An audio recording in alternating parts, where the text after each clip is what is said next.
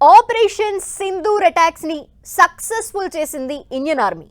భారత సాయుధ దళాలు పాకిస్తాన్ ఆక్రమిత జమ్మూ కాశ్మీర్లోని ఉగ్రవాద క్యాంపులపై చాలా ఖచ్చితంగా అటాక్స్ చేసింది.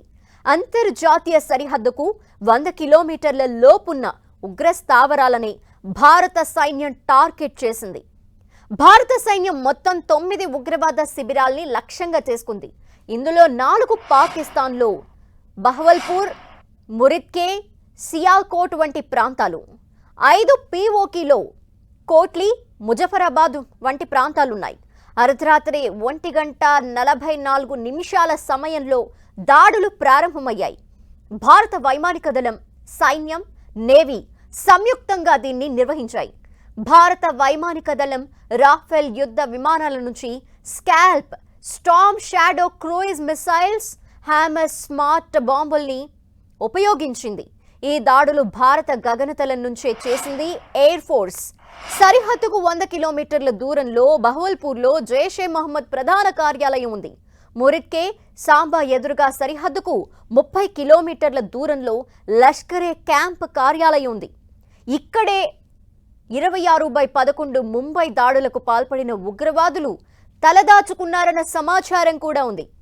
పాక్ ఆక్రమిత జమ్మూ కాశ్మీర్ తంగ్దర్ సెక్టార్ లోపల 30 కిలోమీటర్ల పరిధిలో సవాయ్ ఎలిటీ క్యాంప్ ఉంది.